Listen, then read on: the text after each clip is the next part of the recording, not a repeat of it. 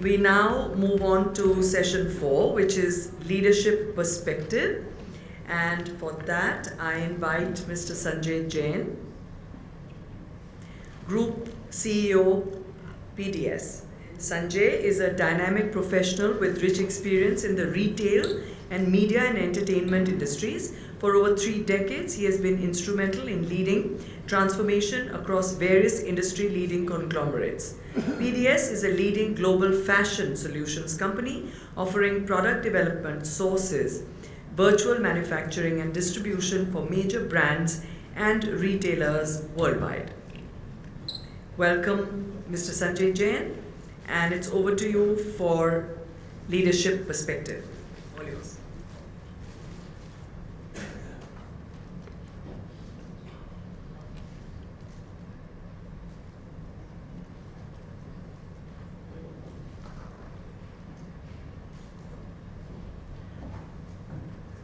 Hi, very good evening to all of you. This is next 20 minutes is a very humble perspective of a CEO in terms of how IT and digital interface comes into my life in terms of the expectations set out by the board and the various stakeholders. Am I doing it right?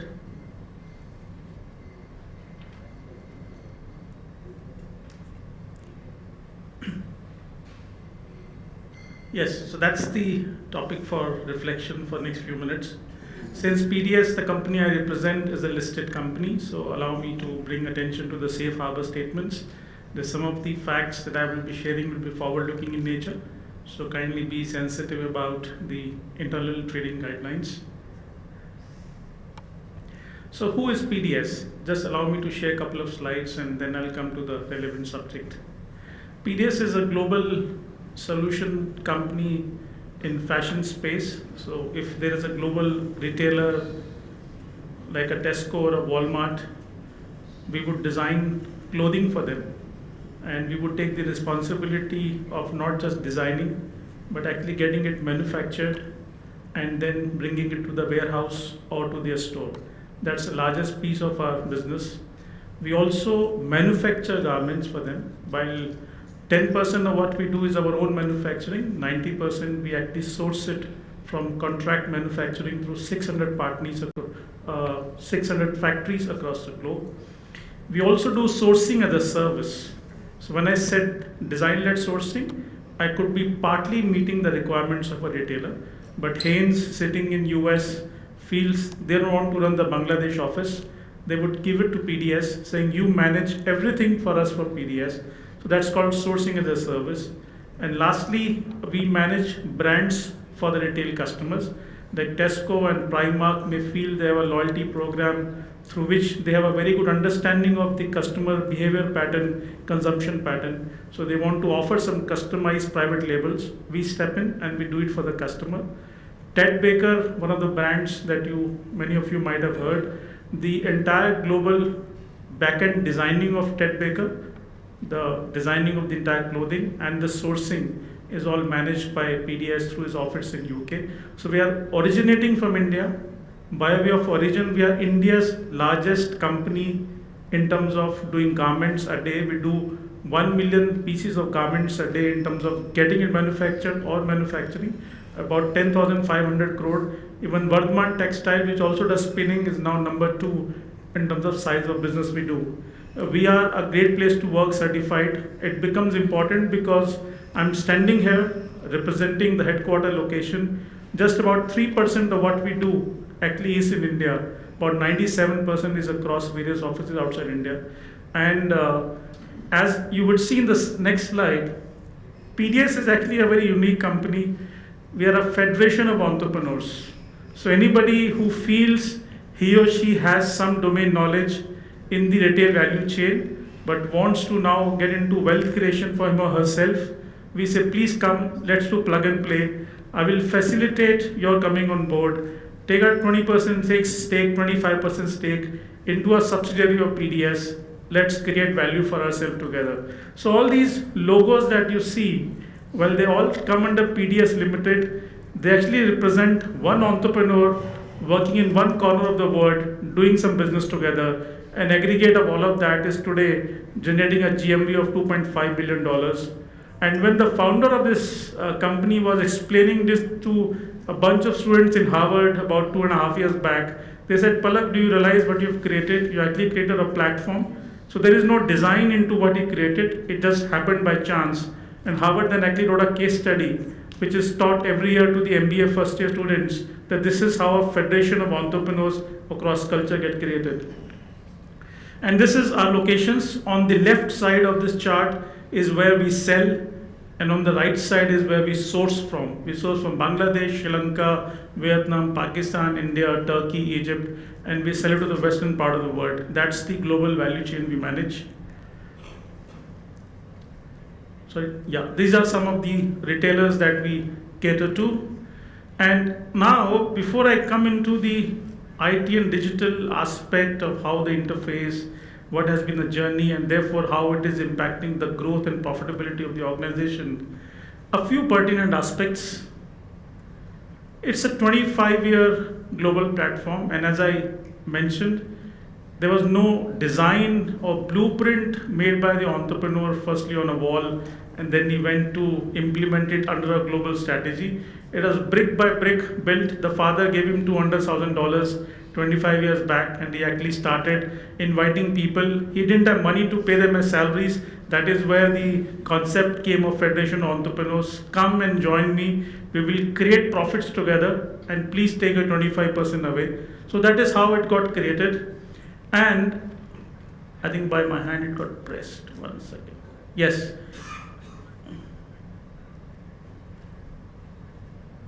Yes, so I was saying first generation entrepreneur journey. And then now this is, friends, the value chain in our retail business, wherein on the left hand side, what you and I go to a store to buy a shirt or a jacket or a trouser actually has a merchandise planning on the left hand side, in terms of, okay, SS24, which means spring, summer 24, February, you would see the winter collection in the store giving way to actually the summer collection. And today we are in September end. By now in the factory in Bangladesh, SS24 collection is actually getting manufactured. And it will be out by September mid or September end or by October first week. 30 days of sea time, and by the end of November, December, it will be in warehouse, and January, February, wanting to get on the shop.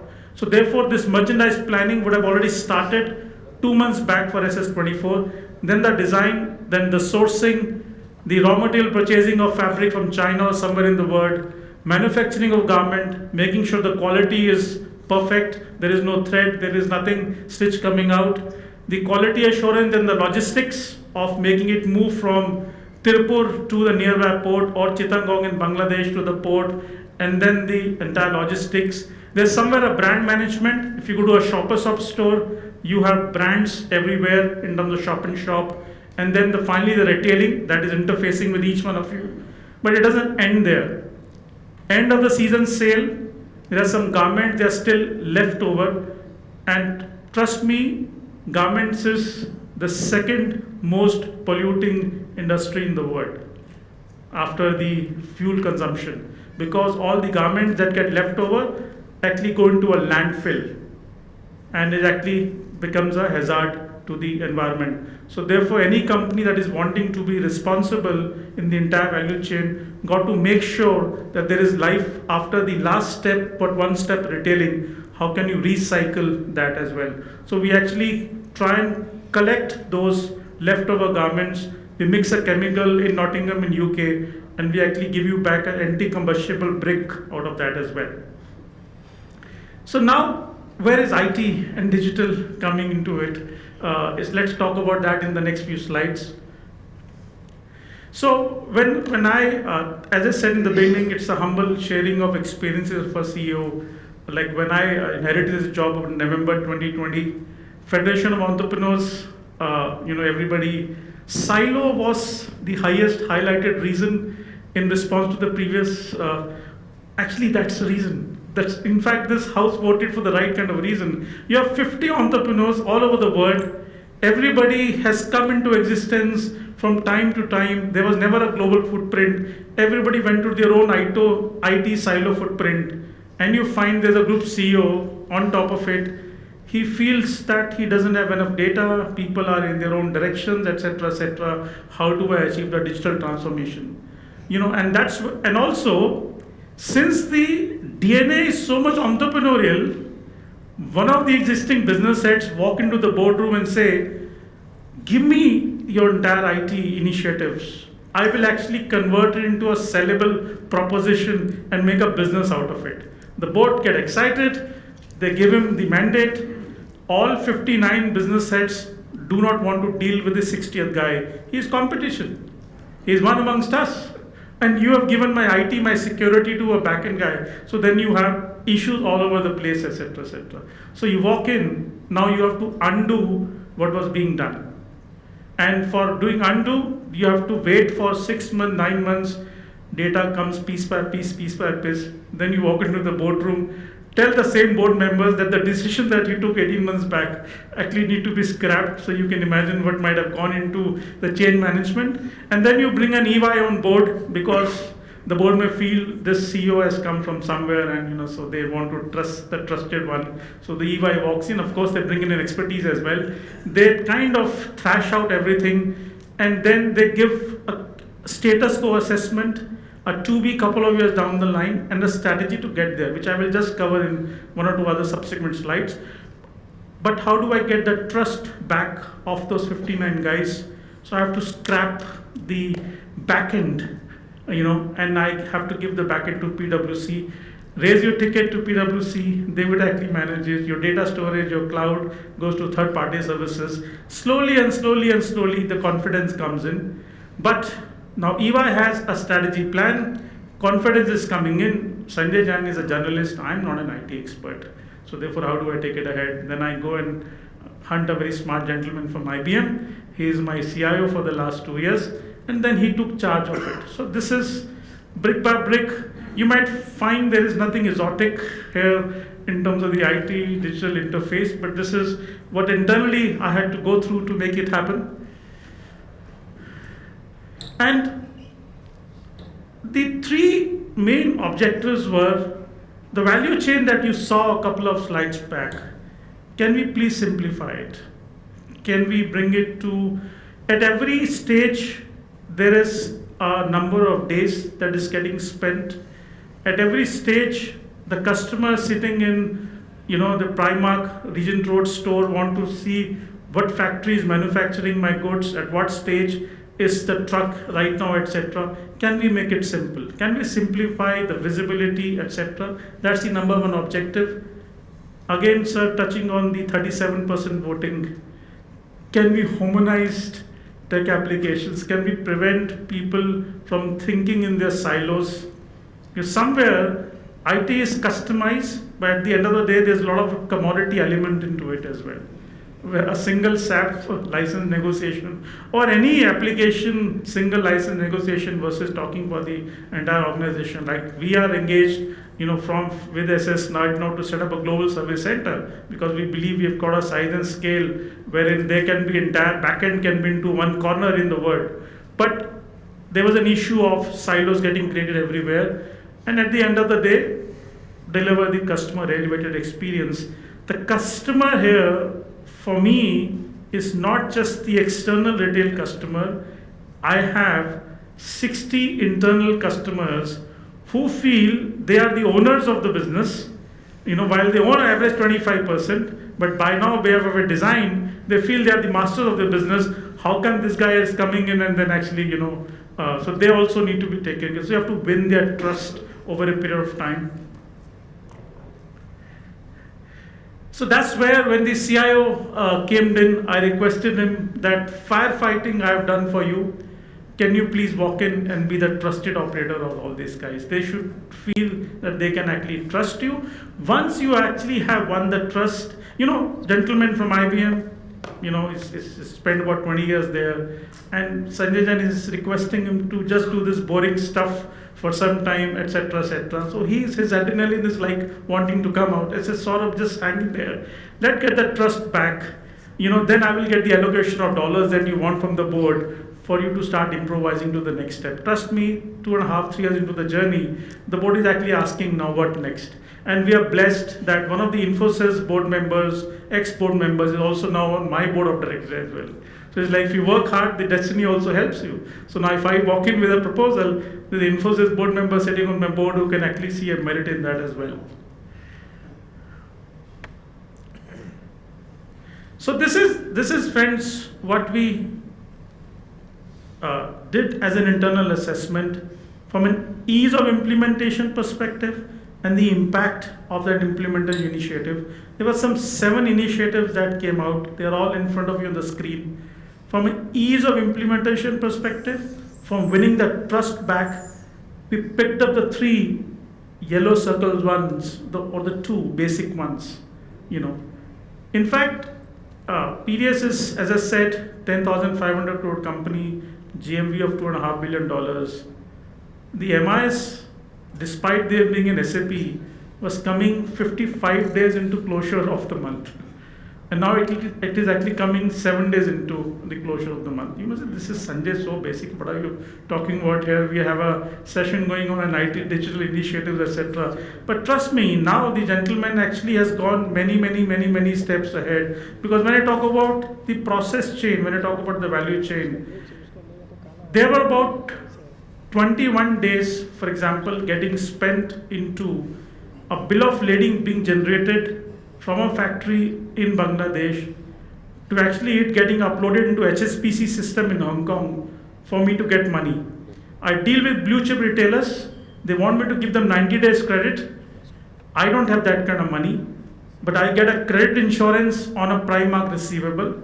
But if it is taking 21 days, 30 days, I would be killed. And then the gentleman implemented something what is factoring functionality. He started giving visibility into the system. Today it is down to 7 days from 21 days. And what that impact of that, I will just show you in, I think my time is also getting over.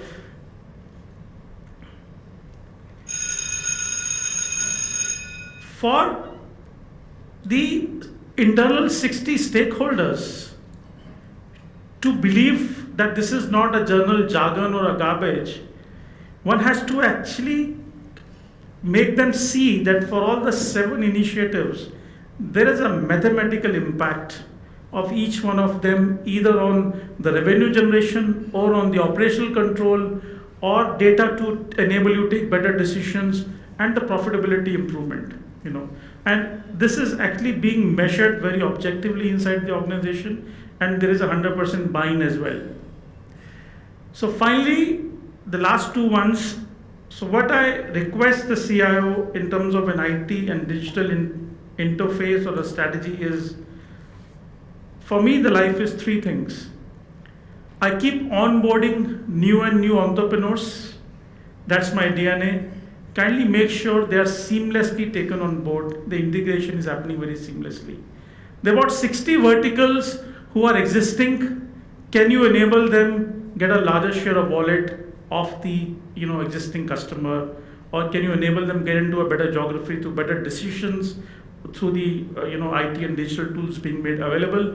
The third and the most important, which can lead to a corporate bureaucracy, is the back-end processes and systems, which actually are supporting the front end. And this guy has to keep improvising, keep challenging, and keep working out the fact that the bureaucracy is not actually coming to bureaucracy, it's actually enabling and supporting the business. And lastly, this is actually the impact of all this in the last 2 years or so.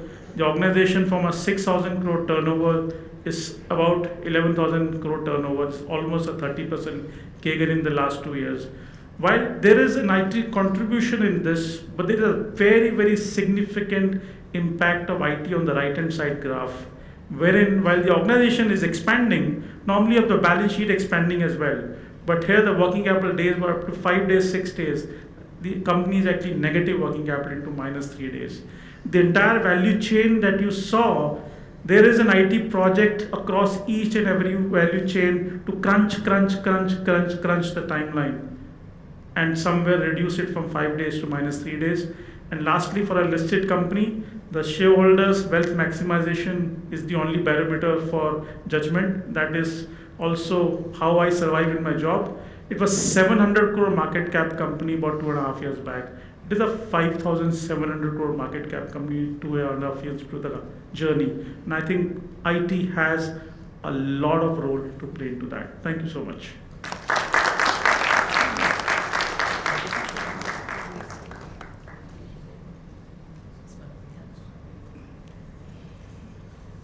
Thank you very much, Mr. Jain, for that great presentation, very detailed.